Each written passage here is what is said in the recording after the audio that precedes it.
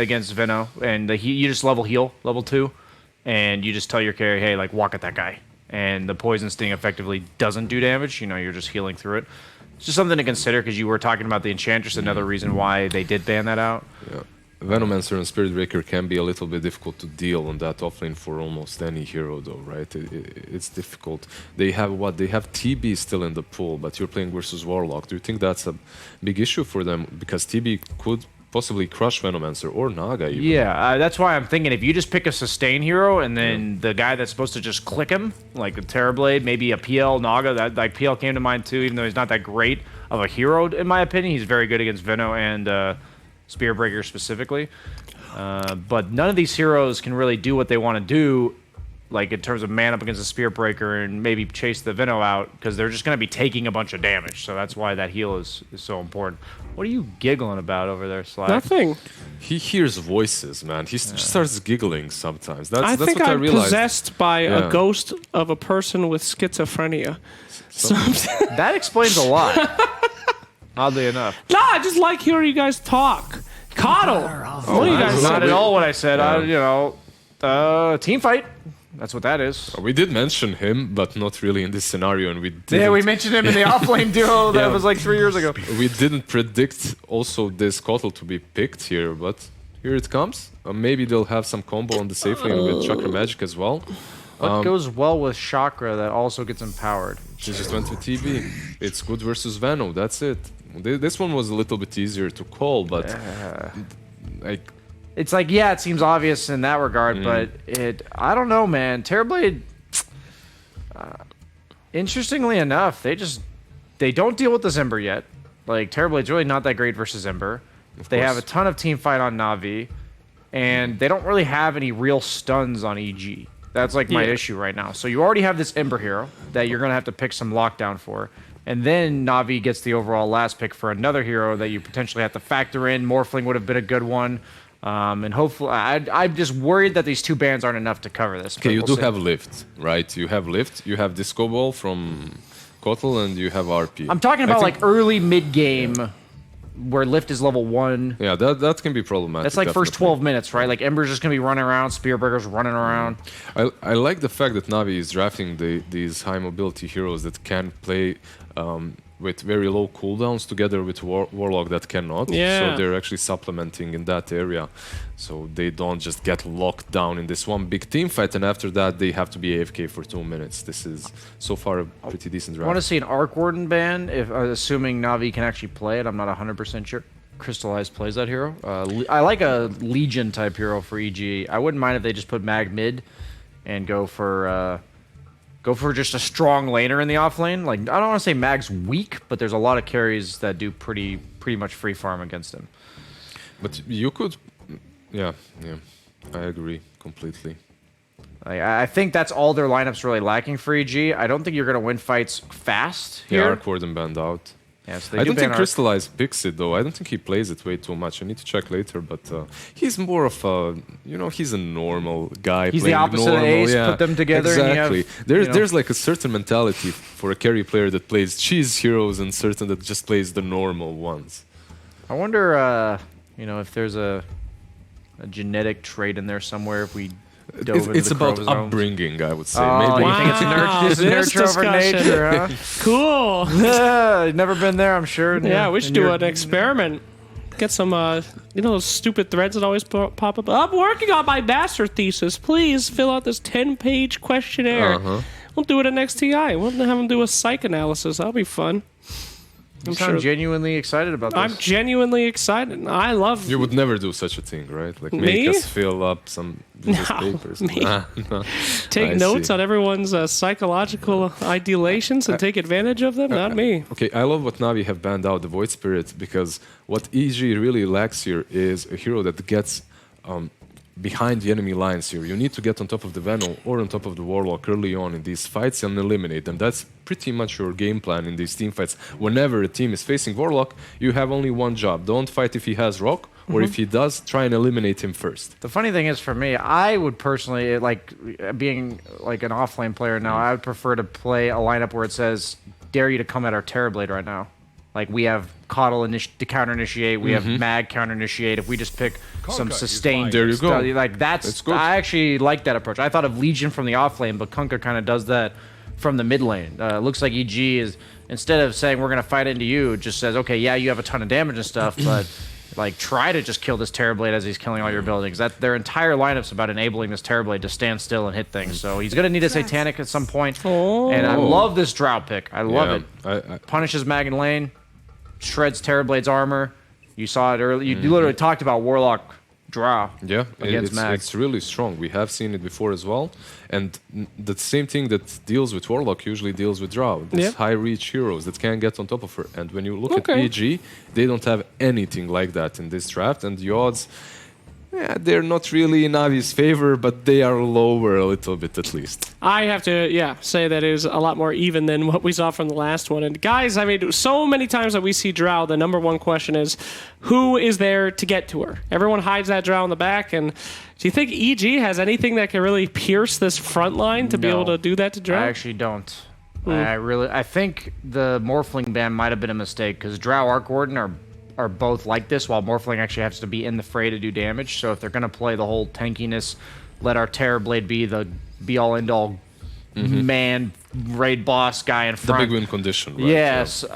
You kind of eliminate that by giving them the Drow, because Drow Arc Warden just on paper counter Terrorblade in fights. I personally feel like I was a bit biased in the first game and went for EG despite anything else, and I believe NaVi has the better win condition this game again. I think EG's might struggle a little bit more in the lanes this game than they did last time around. So I completely agree with him, but I have to say that they doubled their win rate on the mid hero. Last time it was 35% win rate Storm Spirit, now it's 70% win rate Kunkka, so maybe it might be a just little bit storm. easier. It might just be the Storm that makes them look way worse than they actually are. Yeah, we did laugh about that, but honestly, it was a huge impact. He didn't do anything. It was really not good. So, I mean, you were hyped about the Kunkka, though. It fit the description of the hero I was thinking. I was just thinking they were going to put the Mag mid this game. So, I like both drafts, but I'm going to give NaVi a bit more credit here than I gave them last game, even though they haven't looked great this tournament so far. They've got the 5-man again. They did it last game. I think they might do it again. I would have to say that the Drow strategy is a Drow game is a little bit harder to execute than an Alchemist game, right? Alchemist is a little bit straightforward. Drow doesn't allow you for way too many mistakes. Yeah, that's true. All right. Well, it's time to stop talking, start talking with casters who talk good. Make game happen. Go now. Thank you. Slack says, yes, game 2. EG versus NaVi, good to go. Modi Pixel joined by Jenkins, and let's see what NaVi's able to pull out this time. That game 1 performance, definitely coming in all guns blazing, NaVi, after the laning stage, turning it around and taking things away with the outdrop. One thing, though, I think can certainly be said is this time around, if NaVi get behind the same way they got behind in the early stages of game 1, they're not gonna. They don't have that outcry. They don't have that same comeback potential. They can't afford to fall behind early this time. Exactly. I totally agree with Blizzard that the Drow just allows for a lot less mistakes, but possibly better at snowballing, and also just it's a good Drow game. The fact that there's nobody to jump her, like the best person to jump the Drow is Magnus Reverse Polarity. That's a long cooldown, and that's a long shot, honestly. And lots of these heroes that will really punish if you know there's an attempted jump on the Drow and you don't quite make it, right? Because suddenly you're getting slowed by the Veno. Warlock's conjuring up the upheaval, and you can't back off. And your Drow turns and shoots you down. Right, and that is definitely a way that things can go south super quickly for EG. I mean, Warlock is arguably the best hero, the greatest hero, at counter-initiating some botched initiation from the enemy team. Like, they go a little too deep, you rock, you Fatal Bonds, it's over. It's too much to fight into. Let's have a look at these lanes set up. So indeed, it's time. GPK taking the Kunkka to the mid lane, one of his other classics, and one of these heroes that he can really pop off in farm. The Magnus and the Kunkka, they're these two similar heroes with this early cleave farming ability that just allows you to hit insane farm early on between the lane and the neutral camps. Well, this is kind of cool what he did too with the Magnus, giving the Empower to Kunkka just to give him that first wave advantage, because they are rotating the lanes. They want to... Let's see, where's Arteezy at? Did he TP top? He is, yeah, he's top. He did TP. So, yeah, it looks like they're trying to get the Terrorblade versus the Venomancer, which is a fantastic matchup for the Terrorblade because you can just summon a Venomancer yourself and do his passive damage back to him. And then with that in mind, the bottom lane crystallized and Ilias having to deal with this Ramsey's crit lane. I mean, it's still not a bad lane for Na'Vi, right? You're able to punch back at the mag? Yeah, oh yeah, definitely. Magnus almost always is going to be an easy lane to play against. He doesn't really offer that much kill threat unless the support does. And Rubik Mag, I mean, they just harass. And these are two long-ranged heroes, as well as they have the Warlock heal. So they deal very well with slow harass damage. And overall, I mean, in this sort of game with Na'Vi's draft, is this a game where they are going to have to play relatively fast, get the pressure going on late game, just look at this TB and say, well, Arteezy, he's going to be able to carry this post 40 minutes very easily? I think so. I think this is a different game from the first one in the sense that EG actually has a lot of damage for the RP. Terrorblade Magnus, even though it really is a ranged hero, is still a classic because the Empower on a hero is such high base damage. I mean, it is devastating to have on Terrorblade, so they don't lack damage this time. They have a lot of damage in the late game, so if you're Na'Vi, you want to snowball. And at the same time, though, when the pushes do come in and Arteezy turns up, there's not really necessarily any straight-up save right from EG. I mean, I guess the Kotl can help with the blind and laying down the Will-O-the-Wisp to try and control the team fight, but if they do get on top of Arteezy, they've got a lot of ways of killing this TB early on, pre-BKB or Manta. Definitely, definitely. The Drow Silence works wonders on that hero, especially now that you have the Gust talent that gives the blind. I mean, 50% blind. That's amazing against the TB illusions. So good. On bottom, EG. I have just found an opportunity for first blood here. Ilias. He's going to turn, get the damage out though with the Fatal Bonds of the Shadow Word. Try and set up a Crystallize to find something in return, but it won't be enough. EG able to get that kill, and neither of the two will go down. Crit and Ramses able to stay alive. Yep, and now they have a double wave coming into them too on EG, so they're really happy with that trade there. It'd be different if the wave was static in front of the tower for Na'Vi, because then they couldn't walk up with low HP, but with the double wave, they're going to get huge down here.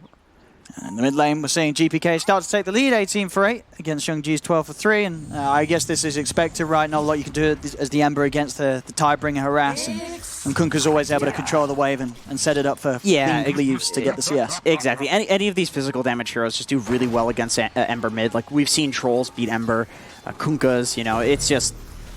He's all about that magic damage. Top, Immersion. Just trying to come in and harass Arteezy. Arteezy actually going to pop the meta in response. Won't be able to kill off the Breaker, but again, just using his Metamorphosis to secure CS in this lane. Convenient timing to bash, because I think when you're TB and you transform like that, you want to get at least a few hits in, just so that way, okay, Spirit Breaker, now when I don't have my meta, he's going to be low. He's going to be recovering, but very convenient bash from that Spirit Breaker. We'll see 4-minute power rune. He's going to spawn bottom. GPK won't be able to grab hold of it. Immersion coming in again, just trying to keep Arteezy on his toes, make him feel that pressure during this Metamorphosis, so he's not able to consistently get to the wave. Yeah, this is really nice from Immersion, because if you're a Veno against a TB, especially meta, I mean, you can see right now like what's happening with the level 2 passive on Veno. It does a lot of damage. Like, you want to help your Veno against the TB, because in a 1v1 matchup, I think a TB would actually crush a Veno. And we see on the CS, this is certainly working out for Pasha. He's able to farm just at the same rate as Arteezy, 19-for-9 against the 18-for-7 up top. Pasha able to hit the creeps more than fine. Yeah, he's super happy with that. This matchup can go really south very quickly for a Veno. GPK, man, he is destroying the mid lane. 14 denies. Top, Arteezy. Actually falling rather low here. Immersion and Pasha going in. The Fairy Fire will just keep Arteezy alive, or will it? The Gale's ticking him down low. It's enough. The poison kills him off. Look at themselves a kill on the Terrorblade in this top lane. I mean, as you say, Immersion, the way that he's choosing and the timing that he's choosing to go in and seize these opportunities, it's really messing with Arteezy in this lane. Maybe this is my off-lane bias here, but I love the skill build from Pasha. Going for 2 points in Gale, because the way that you beat TB in lane as a Veno is not by playing the standard slow harass hero. You kill him. And going for the 2nd point in Gale, it has a lot of... Oh, okay. We're going to see this attempt with the boat from GPK, but Youngji able to easily sidestep it. And also avoiding some of that initial damage from the Torrent with the slight fist dodge. Pressure being put on to Crystallize down bottom. And he's going to be okay. Ilias able to step over, offer up the hill.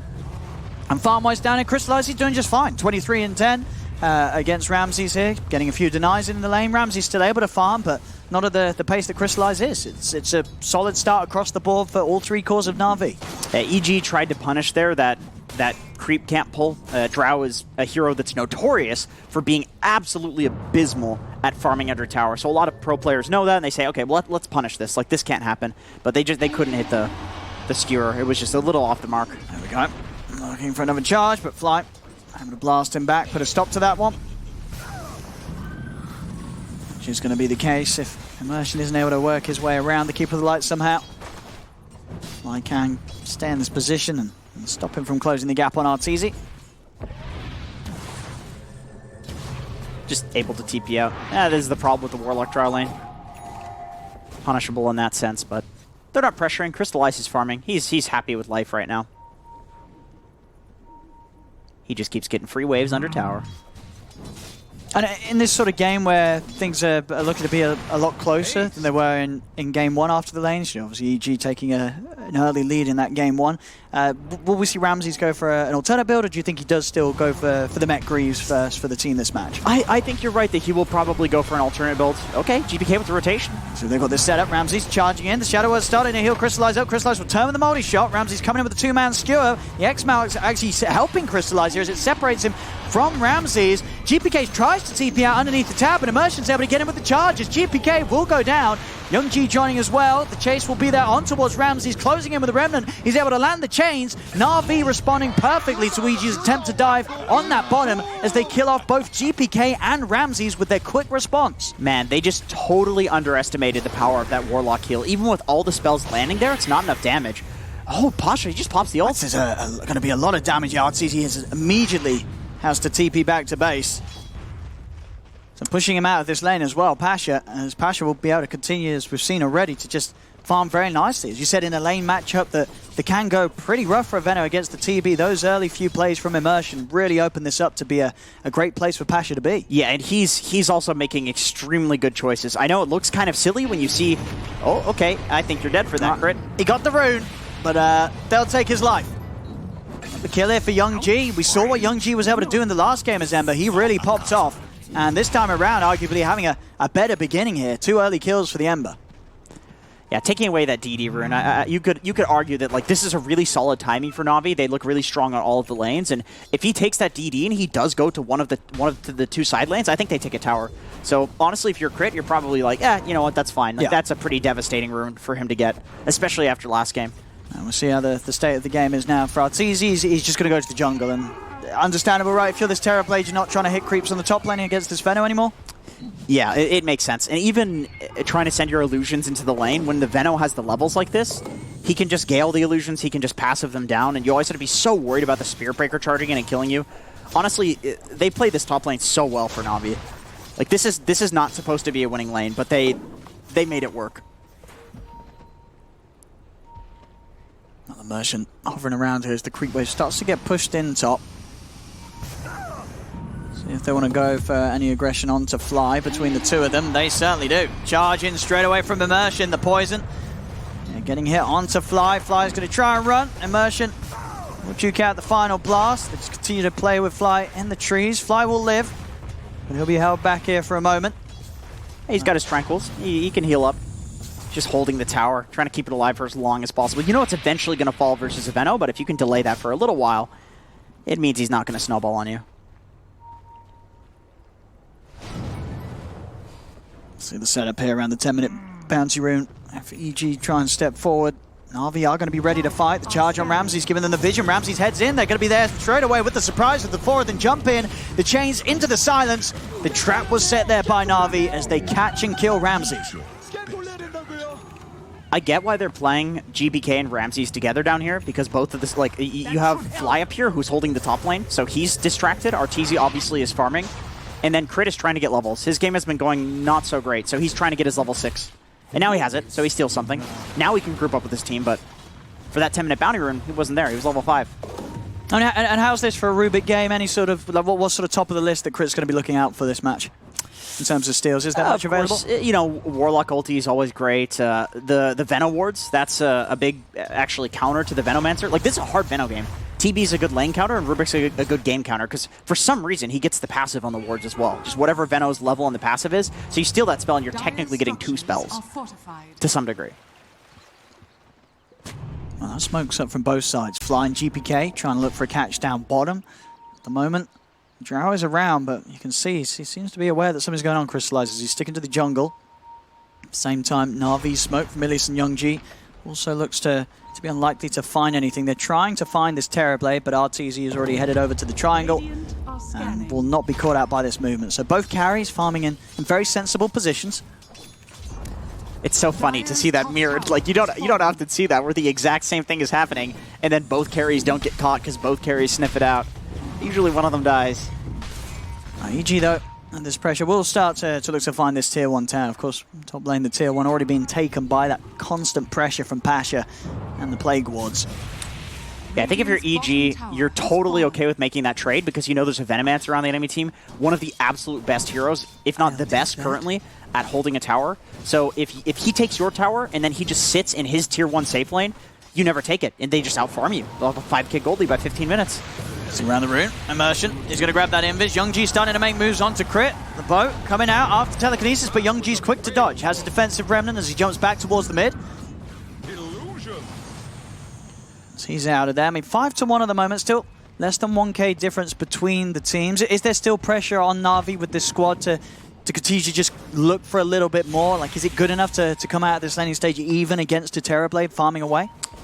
I think there's less pressure on them because they know the lanes went so well that they have just innate map advantage in the fact that their heroes are way stronger to just push up. And so as long as they're farming, like you see Pasha's taking this entire top area by himself, nobody's doing that on EG because they can't. Nobody's strong enough to do that.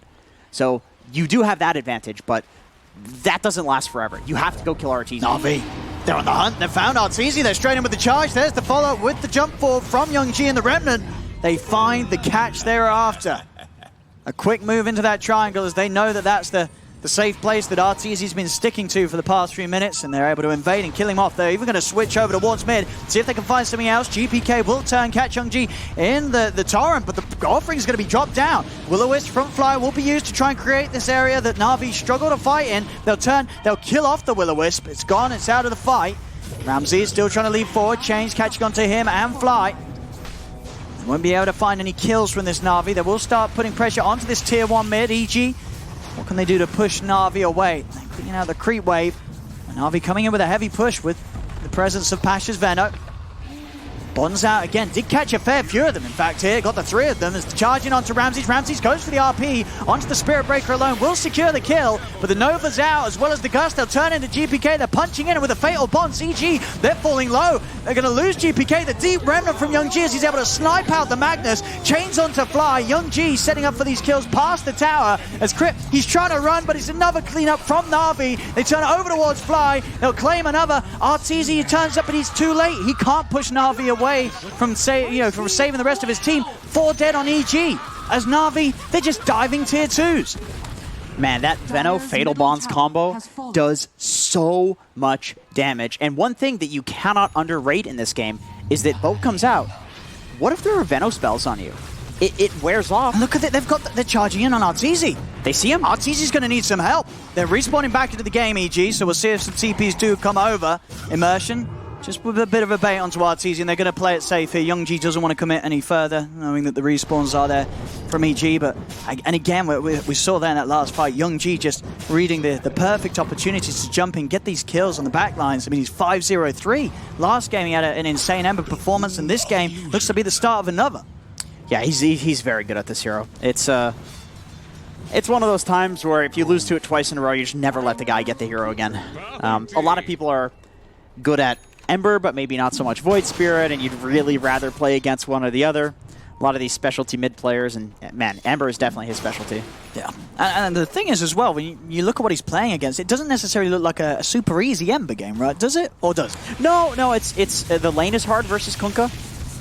He's good against Kunkka in terms of Kunkka can never catch him. It's hard against Rubik, definitely not good against Rubik. And they have a lot of catch for him. That's the thing. It would be a free Ember game if they didn't have a lot of catch for him, because he does do well against TV and Kunkka in the game, but there's a lot of stuns. Yeah. And we are going to see the Greaves done for Pasha. Ramsey's build, as expected, he Did get the arcane boot still, but he's saving up for that blink dagger, wanting to have that counter play, that way to set up. Bottom lane, GPK getting charged upon. The rest of Na'Vi ready to follow up Immersion. TP's coming into the tower. GPK lays down the torrent, will put a stop to the ult of Immersion. Young G throws out a defensive remnant. He's looking to catch GPK, but the boat heading over. We'll stop them. Na'Vi unable to push in anymore. You know, one underrated thing with the Fatal Bonds is that it actually shows you where somebody's juking. Because you see with the lines and the angles. So they were pinging. They're like, he's here, go, go, go. But, you know, it doesn't matter, obviously. Na'Vi, they continue to play aggressive. Immersion, a little low. He's got the stick charge of the Fairy Fire. Young G trying to get the slight connection onto Fly. But ooh, that was nice. Slam him down. Ilias, he's committing. He's going to drop the offering down onto Crit. The Fatal Bonds as well. It's doing the damage. They've been able to shoot down the Rubik. The rest of EG just backing away now. Those ults have been committed from Na'Vi. Surprisingly, that Drow spell didn't really look like it was connecting, but just at the very edge it was enough. And Rubik being such a squishy hero just dies to that. Plus the Warlock Golem. And we're seeing with these fights and objectives, you know, the difference already in the farm of the cause. Mid lane. Oh, he's dead, man. He's dead. He's got to go base immediately. That slight caught him. It might have pushed him over to a point where he would have fallen before the TP was off. But he will get away, Ramses. He will live. But yeah, just look how much farm Crystallize has been able to pick up as this Drow. Just being able to turn up to these fights. He's yet to die this game. 3-0-4, and he's still getting some incredible CS. He's over 2k ahead of Arteezy's farm on the Terrorblade. They will. I mean, they're going to get Immersion at least with that telekinesis. The catch is there. It would have been a little painful if they didn't. Arteezy popping the Metamorphosis, he would have hoped to get something, and he does. He gets the kill onto the Spirit Breaker. So this game is kind of a mirror of the last game, where now Na'Vi, where they're farming, is they're actually taking EG's farm away from them, so that it makes Crystallize's farm even more impressive, because he's pushing up aggressively, and he's taking enemy triangle farm, so it's not only his net worth, he's denying that net worth from Arteezy. Now Arteezy now has the man to complete, so at least some sort of way to play against these silences, these chains. It's a great Manta game, honestly. This is a big item pickup for him in this game. Takes off the Fatal Bonds, takes off the Warlock heal, the Warlock damage, Drow Silence, Searing Chains, makes it hard for Spirit Breaker to get a charge off, to press his spells, because you don't know which one is real. Takes off the Venomous Gale, takes off the passive from Veno. Yeah, really good Manta game. Yeah. He needed this to fight. Yeah, no, those bonds are in a game where you're playing amongst a Kunkka and a Magnus, these very tanky heroes. You get tied up to one of those. Yeah, that's a lot of damage that's going to be sucked up by them and sent over to you. Especially with magic damage too. Yeah. Because TB, if it's physical, whatever, the physical damage is sent through the bonds. But with the Veno ult, like it can kill you with bombs on you. EG down 3k, but they have managed to at least stop the bleeding per se for now.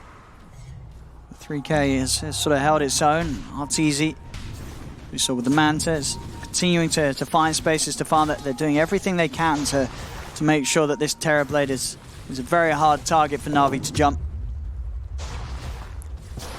Pasha's trying to pressure with these wards here, but Arteezy's actually doing a very good job at sending his illusions to deny these. He can't put up his ward wall, his army. Terrorblade's one of the better heroes at killing those.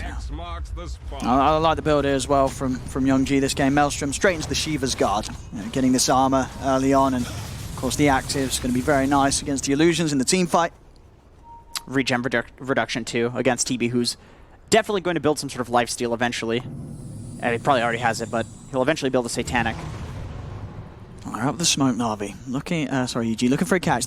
They're not going to find Na'Vi though, as only on the top lane was Pasha, but he's actually TP'd over towards the mid to join the rest of the team. Scan out as well from Na'Vi, so they know that EG's around the pit, so that they're going to know exactly which angle EG's trying to approach from.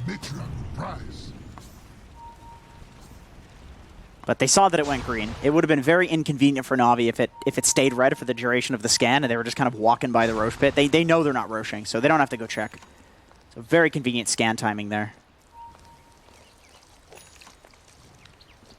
Scan is a weird concept. I was trying to make a video about scanning, and I couldn't really think of any tricks with scan. It's just like, yeah, you just kind of have to know what you think the enemies are going to do, and you just use scan to test it. But like, how can you teach that? I just use scan to get the Dota Plus achievement. get the points for the guild, you know. Yeah, I see. Yeah. The guild that you kick people from that if they don't get a certain amount of points? No, I'm a very nice guild. Oh, you're not if you haven't played Dota in a month, you're out. I mean, that sounds a bit tyrannical, but not Slack's level. Come on, who doesn't play Dota for longer than a month? This is true. Like, if you're out of the game for a month, you're dead to me. Kyle? There we go, NaVi. We're going to attempt for the Roshan. And they're going to get away with this. So the EG's not looking to head over. It's pretty slow, but this looks like the typical Roche bait. You know, you just have to carry in there hitting. Well, they're a little spooked now, because GPK's headed over there. In fact, going to start pushing onto GPK, force out that BKB very early. GPK pops it straight away, turns with the X mark onto Immersion.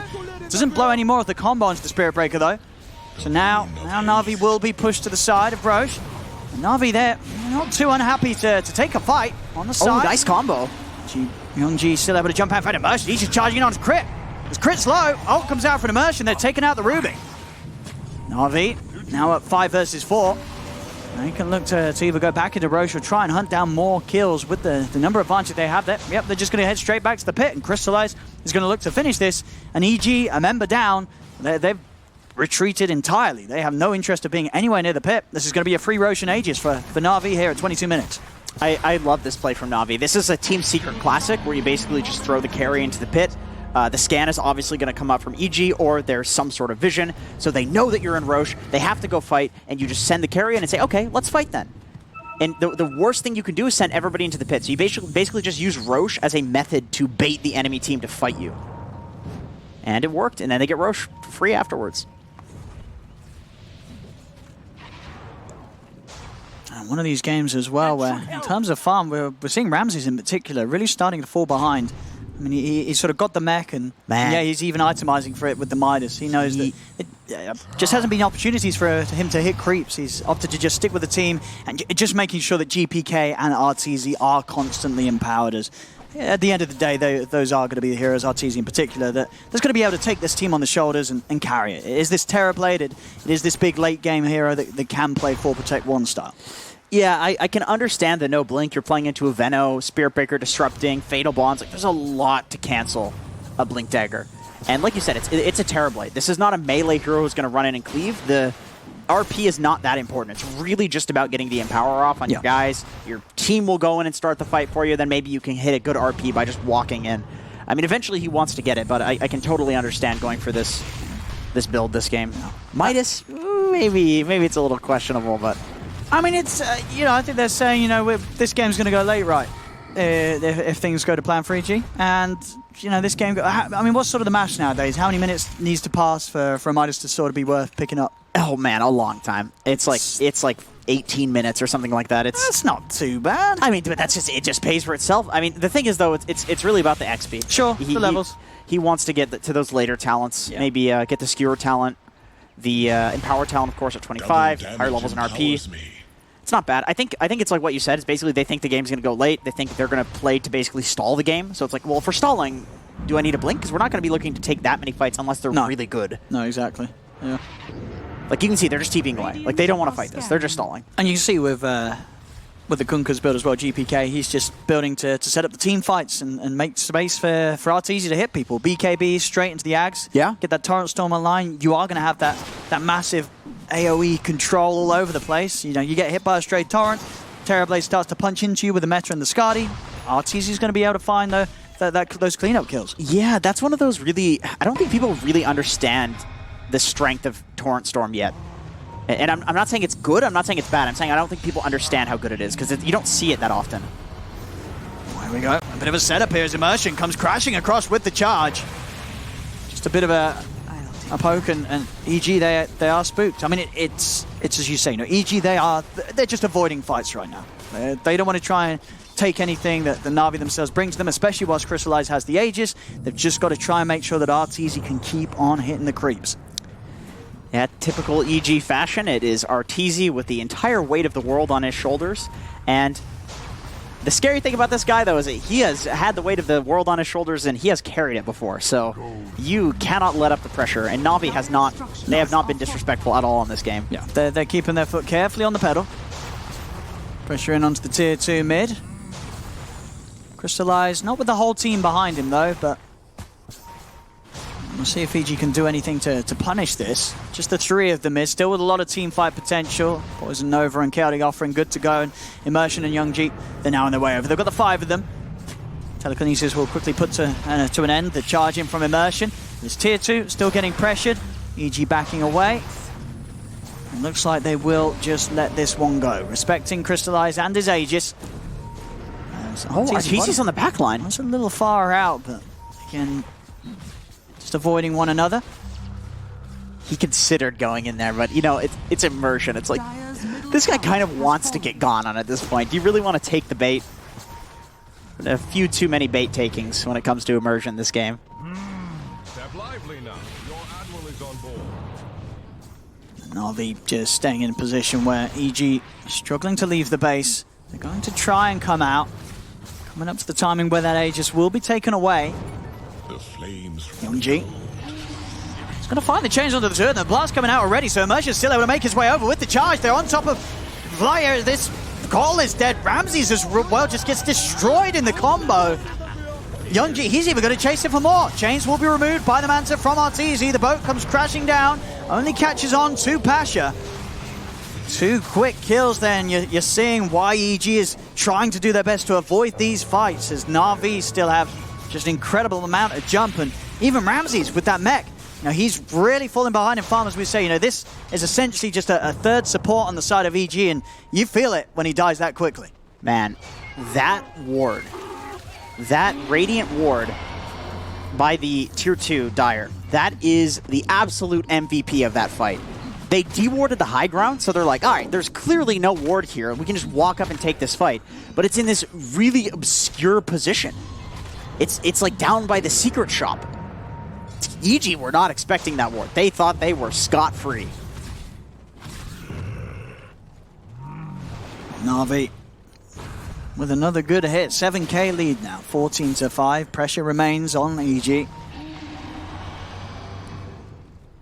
Immersion. He's going for this charge onto Crit. Crit puts a stop to it though.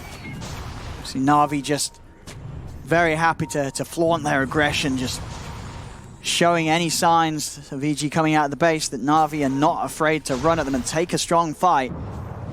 These fights hard, of course, still with GPK playing effectively with 3,600 gold out of the game. He's yet to invest in the Aghanims, so he needs to at least get that done before EG can have a chance of trying to go for a semblance of a fight back into the faces of Navi's own team fight. Yeah, with that item, they can definitely consider taking a fight. It's a big game changer. I mean, it is a bit RNG. You know, you have to get a little lucky with it, but it's hugely disruptive in a team fight. Like, it's going to hit the Warlock Golem, it might hit the Drow on the back line, stun the Ember, stop the Spirit Breaker. Of course, he has the status resistance, but it's going to keep stunning you with the Torrents. So it is pretty important. Oh, Navi up to the high ground. Crystallize starting to get some good hits. Onto the tier 3, of course, no Aegis now. So NaVi themselves will be a little more cautious. And as much as they need to keep the pressure on, they still most certainly can get away with holding on for the next Roche before trying to really seize that high ground. The time is passing though, and giving Arteezy the farm. Arteezy's farm still in that excellent position, matched to that of Crystallize. When you consider how much NaVi's been able to get going for themselves, it just goes to show how well Arteezy is doing to keep up. Full BKB done on top of the Skadi. It is one of these situations, though, where it is just Arteezy farming, because there are only a few creep waves pushing into his base. Yeah. Oh man, Youngji is in. He is. He's going to get caught out by the X-Mark from GPK. Torrent into the boat, but they've got sustain. They keep him healed, and now with the dive in onto GPK, GPK is just dead. 50 seconds now. No, Kunkka, as he invested in the Aghanims as he died, wanting to limit the gold that he lost. But of course, does mean that he doesn't have the buyback. I mean, maybe they just feel Navi, they're not going to actually push up high ground in these 40 seconds. I mean, we'll see. It is hard into a coddle. I think they also have Stolen Plague Ward still, so... Not, oh no, he doesn't have that, okay. But still coddle, yeah. Very difficult. Magnus with the team fight. And they don't necessarily know that he doesn't have buyback. Like, he was holding on to a lot of gold for a long time. I like this as well from Ilias. You know, he feels the game slowing down. You know, he's got himself a Midas. You know, he's like, well, if it does go on, yeah, I like that too. Around the BKB usage of Arteezy, if he's able to get like Ag's Refresher, dude, like Warlock can just win the whole team fight on his own. Legitimately, Warlock is... I mean, people were doing Warlock... He's the late game insurance. Exactly, dude. People were doing Warlock carry for a while. Yeah. Like, the hero is legitimately good in the... It's in the backpack. There we go. Yeah, there we go. But he did get a support item first. Yeah, He went for the glimmer. He's like, Note all right, to viewers. Yeah, that's it, guys. That's it. All right. Got the support item. Yes, not a naked Midas on your 5. Mid lane, Crit. He's found an opening. He's going to try and lead in with a grab onto Pasha. Will the Wisp down as well? Yeah, this Venos, he's gone for. He will get the ult out, so a little bit of a nuisance for EG. As to take their time to kill him, but they will do so. Crit's able to finish it off with the Faber. Arteezy, though, is on the front. They managed to drop the column on him. Arteezy having to use the Sunder. Does manage to find Immersion as a strong target to get his health back up. So EG able to find 2 kills with the BKB starting to run out, though. Arteezy's still got to be careful. But EG, I'll be happy with that. Getting in, getting 2 kills for the fight, and not losing anybody themselves. Oh, Crit. Got anything after this telekinesis? They do have the... Oh, RP into the X mark. And Crit with a stolen remnant. He's able to burst Young G down. A bit of a misplay, it felt like, Young G there, as he did jump out and then back into that remnant still on EG's side. And EG had the vision. Crit's able to close the gap. And that's a big catch for EG. I can definitely understand the bait of wanting to go in after your Veno gets such a good ult off. Oh, man. They lose Crystallize, too. This is a big fight here for Evil Geniuses. Crystallize caught in the middle. They'll clean up the Drow as well. Arteezy starting to come in big here. They turn over towards Pasha. Ramsey's falling low.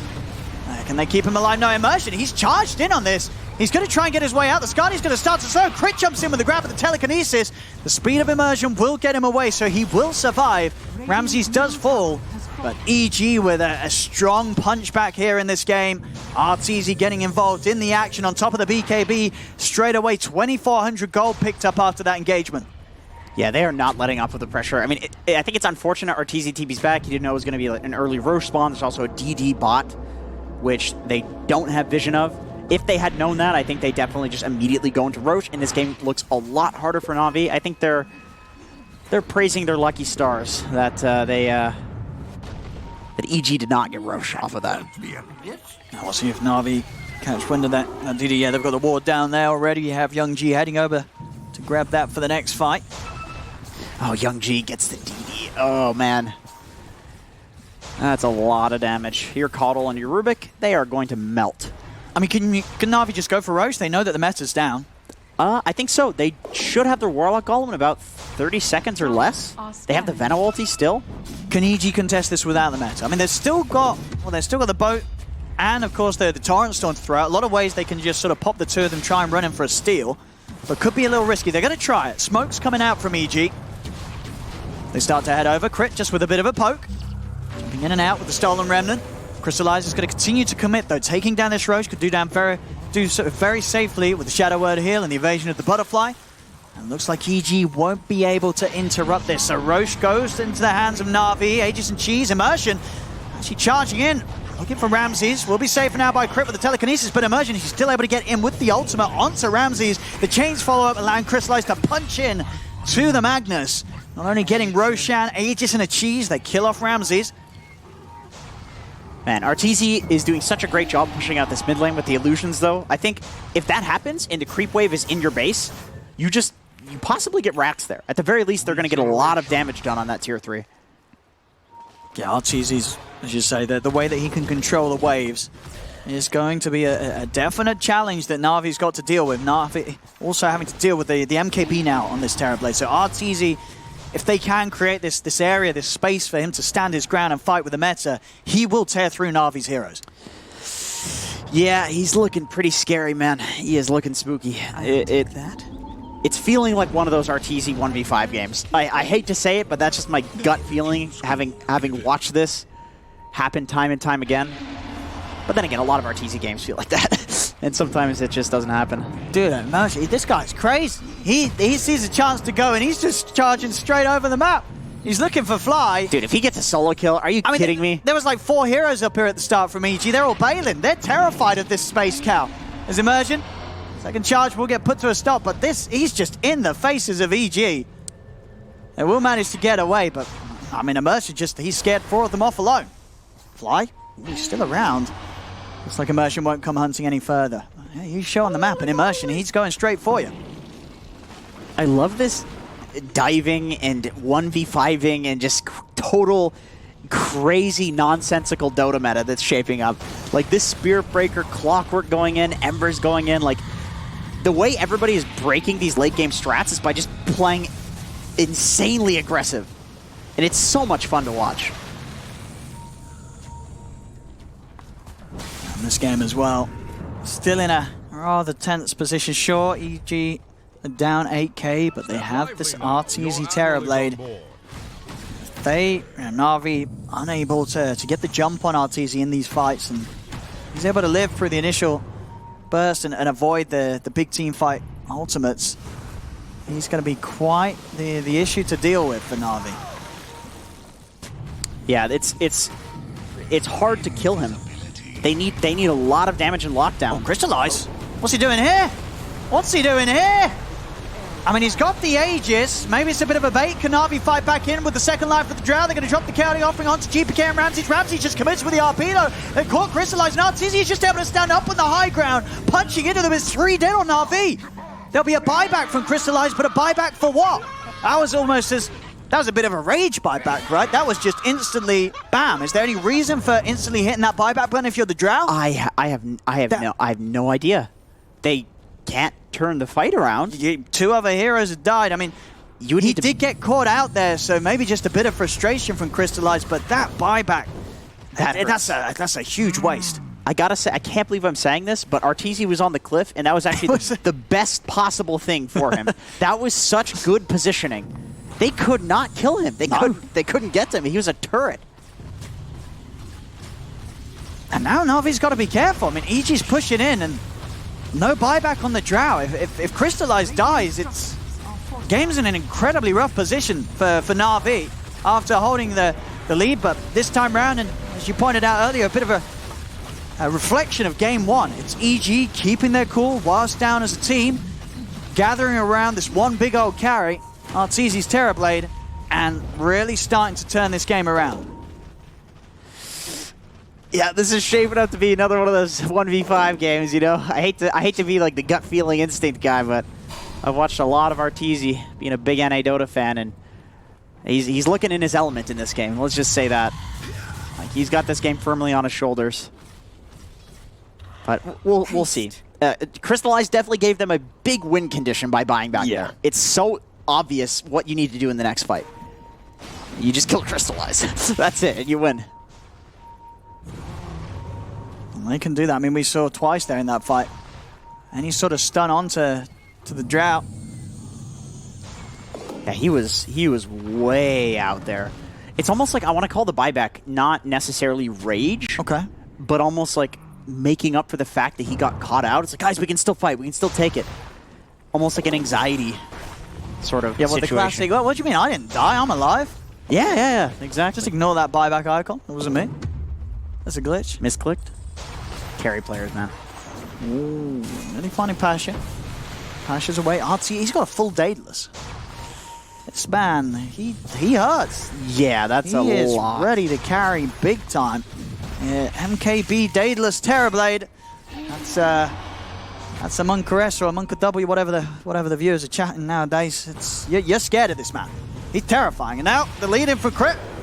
Pasha, he's got a Ghost Scepter. That is a bit of the old counter here to the right clicks of Arteezy, and also has the Halberd. Pasha, he says, you know, what farm? I've got the counter. Goodbye. See ya. Shout out to Pasha's itemization, because if he didn't have those 3 exact items, I think he just dies there to a couple of Daedalus crits if he's not lucky. Radiant's top tower has fallen.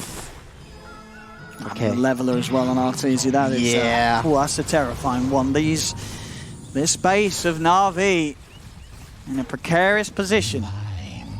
We cannot allow Crystallize to die. The game becomes so easy for Ramses at this point. Just don't stand next to Arteezy. Give him power. Heal him when he gets gone on. I mean, for everybody. You just buff your boy Artur. Immersion. They're going to try and charge in here. We're going to have the commit from Young G. Pots the BKB, looks to take out Fly. Will be able to eliminate the Kotl before he gets anything out. Fly buys back. Arteezy pots the BKB, turns over towards Crystallize. Crystallize glimmered, slides to the side with the 4-staff. He'll get out of there. Arteezy still looking for a target immersion, comes back in with the charge. Disarm as well onto Arteezy, but GPK, he's got the X-Mark, Torrent control onto the Spirit Breaker. 1,200 damage crits coming out from Arteezy. The disarm's there from Pasha. They're controlling Arteezy now. Crystallize, he's able to hit back. And one thing you got to remember is there's still going to be that incredible strength for the piercing hits from the Drow against Arteezy. All his armor relying on the stats, and that's cut through by this Drow. And Arteezy now dead. He bought out his Daedalus. So he has no buyback. No, he's got okay, buyback. he's got buyback. He's got All buyback. right. He's so rich, he bought out a Daedalus and he still has buyback. But no meta, of course, for this hold. So we'll see if NaVi can push in and punish this window, at least force out the buyback from Arteezy. NaVi, an excellent fight from them there. And once again, going back to Pasha's items, if he didn't have these items, there is absolutely no way they could kite him. He messed with Arteezy so hard. He did. In the fight. Absolutely. They cannot kite him like that. Arteezy was on the back line. He was on Crystallize. But it doesn't matter. He's halberded, off cooldown. And Pasha's got a full E-Blade, so now he's even able to mess with him even more. He's going to be disarming him, he's going to be E-Blading whoever he's targeting. And Pasha, he had an excellent start from the lane, and now he's got the items to work as that hero that really trips up what Arteezy's Terrorblade needs to do in the fight. Arteezy's holding onto the buyback, doesn't want to pop it here. And won't need to, it's just the tier 3 going down. NaVi won't push on for anything else. Yeah, they're worried about the Magnus. You know, it gets them out on the map again, and Roshan is respawning soon, so just use this to try to keep your wards up, defend your wards, keep pressure around the Rosh pit, take the next Rosh, end the game. Whichever team gets the next Rosh, obviously, is going to win the game. That's always how it plays out at this point in the game. All about that Rosh. 6k gold lead, doesn't even matter. Whoever gets Rosh wins. The thing is with this farm, I mean, if you are the TB in this game, do you need that sort of plus armor from something? You know, because we did see how quickly he does die to the Drow. You know, at the moment he's just got that +3. So 38 of that armor, boom, it's just cut through by the Drow when the procs come in. Yeah, it's... But no one could really buy an AC right. There isn't the farm on the other carries. Like, would you have liked to maybe have seen an AC instead of the Daedalus, or do you still agree that this is the way you would want to go as the TB, just full in on the damage with the MKB Daedalus? I think he needed to do this to 1v5, and you need your other heroes to build the supplementary items for you. Okay. I think the Mag probably can get an AC. Immersion. I mean, again, the same area. Immersion and Young G, they just start the fight, and instantly they go for Fly. Young G trying to get rid of the Kotl. He'll do so. Arteezy turns with the BKB, and Meta will kill off the Spirit Breaker. Now looking over towards Crystallize, but the Chaotic offering is dropped down. Arteezy is silenced, and again, this Drow just destroys the Terrorblade. Crystallize shoots him down. Ramses is trying to clean up, but without their Terrorblade, so much of EG's damage is just wiped out of the fight. Triple kill for Crystallize. I mean, Arteezy, he's buying back. He knows he's going to need to because this push is going to come in from NaVi. I don't know, man. It's just without that plus armor, he just dies. He has nothing to protect himself against Crystallize. And that's the thing. Navi's doing a really great job at focusing the EG supports. They're going for Kotl and Rubik in every fight. They're sending the Spear Breaker and saying, okay, he's literally dead. He's going to go in, he's going to die, but he's going to get the fight started. He's going to disrupt the supports. Like, they didn't get anything off in that fight. And when it's Arteezy versus the world, he's against Heaven's Halberd, he's against Ethereal Blade, he's against Force Staffs, a guy that has a damn... What is this item? Shiva's Guard. I haven't seen it in so long, I forgot what it was called. I mean, you're right. Navi is itemized in a way that's really focused. You know, what EG is trying to do with this Arteezy Terrorblade. Right, counter Terrorblade with the items, and counter the other heroes with the play. And they're taking racks now. Navi up into the base of EG. The bottom rack's gone. Dire's bottom barracks. This game getting... Ooh. Oh, what did I just hear? Oh, that's what we call the BMBKB. It's like, I don't need charges. I'm just going to pop them as I wish. Crystallize swags his way out of there. Sausage fingers touching two buttons at once. That's always a big issue. Did you ever watch Salad Fingers? I did watch Salad I Fingers. knew you did. You are... Do I seem like a Salad Fingers kind of guy? Yes, you do. And nobody knows what we're talking about. I appreciate that. I mean, there's probably some people who used to watch the old Flash cartoons. Millennials. Remember, Flash doesn't exist anymore, you know? No, it doesn't. It's dead. Doesn't. Flash is dead. It's gone, yeah. F in the chat for Flash. Yeah. Ripping pepperonis. Those were the good days. Yeah. We'll go smoke up from EG now against a 16k gold deficit. Roche is up. Don't know if they... I mean, can they try for this? There's no golem. Yeah. Could they sneak it, or is it a little too risky? I mean, if they could get a kill to start, Immersion, and he's going to start speeding away. NaVi are being smart about this. Yeah. They're playing it real slow. They're letting Pasha get down his ward wall. He's putting wards in the pit so they know that EG is not taking it. It's always so nice to have these late game Roche fights when you actually have something to see. Oh, and look at this as well. Pasha just going for the guns blazing build. E-blade into Dagon. Yeah. You know, he's ready to. Yeah, it's you know, it's good against the TB. Yeah. Just blow him up before he gets Sunder. Yeah, exactly. He can never sit low for a Sunder because he's got to be worried about taking sort of a blast to the face here from Pasha. Yeah, you don't see it often. And honestly, with this game going on, if you're Ilias, you're probably like, guys, can we actually not win too soon? He's close. Well, he's got Aghanims in like 3k gold. Like, he's making good progress on the Aghanims refresher as this Warlock with a Midas. Yeah, this is the fun part as a Warlock. Yeah. You're totally You don't want to win yet. You're like, guys, can we slow it down? I want to get the double golems out. And it seriously doesn't matter that there's hundreds of thousands of dollars on the line. Like these just guys want to drop the double. Yeah, exactly. You know, these guys love playing the game. He's feeling himself right now. There's Roche. And there it is, the first Dagon out. Starting out with the Magnum. Pasha. Did he buy? Oh no, he didn't buy out. Okay, he's got a lot of money. No, he's got the Dagon. Yeah, no, but he's still got his buyback, I think. Sure, yeah, he didn't go full crazy and just invest in the upgrades. Dagon 3. Oh, here comes the Roche fight as EG start to try and push them away. Boat down. Roshan getting low. Can EG actually get in here for the team fight though? Ramses. I mean, it's so terrifying. As we talked about at the start, it's a very hard team to fight into if you're EG. If you don't find that jump, they will just turn and shoot you down. And how are they going to get? You can't get in. Immersion. Here he comes, straight in onto GPK. The Torrent Storm is out, but honestly, it only hit the one of them. Only one Torrent connects on the side. Jungji's able to get the BKB out, jumps out with the Remnants to get away. Kelly offering down to Arteezy. Arteezy is silenced. He pops the BKB. He's dying. He needs to Sunder. Gets the Sunder off onto Ilias. And now Arteezy can look to turn. He takes down one. The Death Golem coming out from Ilias. But Arteezy, he's disarmed. Immersion's on top of him. Pasha's picked up the double. There's 2 dead on EG. Arteezy, he's got no escape. He's surrounded. Dead for 2 minutes. NaVi, they're cleaning up big time as there's 4 gone on EG. GG is called as NaVi will take this series 2-0 against EG. Man, given how they stopped their heroes completely, I feel like NaVi just popped off after that win. I think they're so stoked with that. A 2-0 victory against EG.